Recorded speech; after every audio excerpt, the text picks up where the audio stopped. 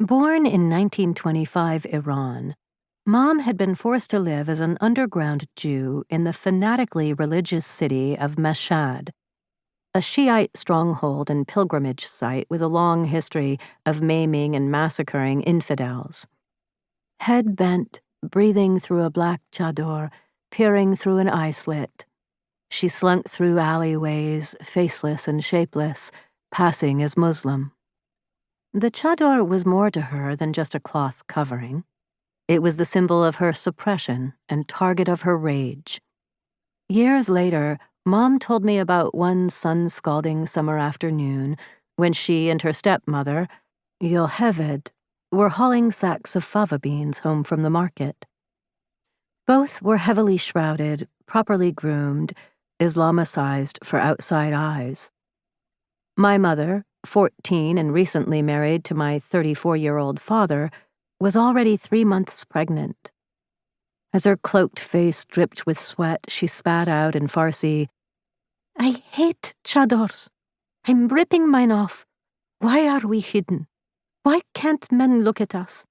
We're allowed to look at their hideous faces, their bare arms and legs." "Shh." Yocheved gestured for her to lower her voice. "The imams are keeping us safe. A woman's lips, hair, elbow, even her ankle can drive a man crazy. If we conceal ourselves, men can control themselves."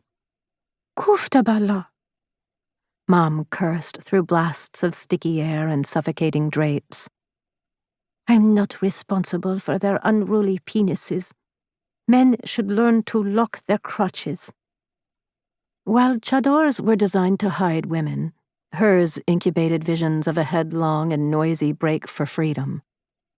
8 years later, urged on by an older brother who had already emigrated to the United States, she uprooted her husband and 2 young sons and spearheaded the family's fretful, lengthy, circuitous migration from Mashhad to Manhattan. On the eve of their departure, Mom lit a match and torched her black chadors, turning heavy cloths and the weight of their meaning to ash. In New York City, unveiled and thoroughly seen, she speed-sorted through Saks Fifth Avenue's dress racks, searching the very finest. She ran her fingers along crushed velvet, squeezed densely sequined organza, and fondled sumptuous chiffon, scanning for plunging necklines that screamed, "Look at me." At home, she donned bright colors, convoluted patterns, 3D textures that made me cringe as an adolescent. To this day, I can't wear fire engine red, her color of choice. At home, she'd hand-grind steaks, pickle every conceivable vegetable, tend a garden packed with plum tomatoes, Persian cucumbers, mint, and insist on ironing all bedsheets, undershirts, even cotton underpants. Between waxing floors and polishing walls, she baked, broiled, and basted. Mom scoffed at women who were slow and celebrated those who were hyperactive. My father shuddered with disapproval and deepened their divide by labeling everything she did unnecessary and excessive. Too much huff-puff, too much noise, too much upheaval. In Mashhad, Pop had also relied on duplicity to survive, kneeling and bowing in public squares, reciting the Quran and chanting namaz, while inwardly praying to Hashem, the God of Abraham, Isaac, and Jacob.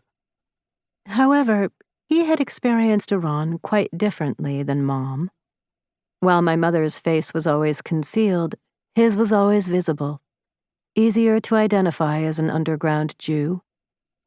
Even in the secrecy of their home, behind shuttered windows, they both lived in constant fear of being outed. Treasuring silence, happy with dry toast and tea, he implored Mom to stop the constant activity. "Your noisy hands and feet give me a migraine."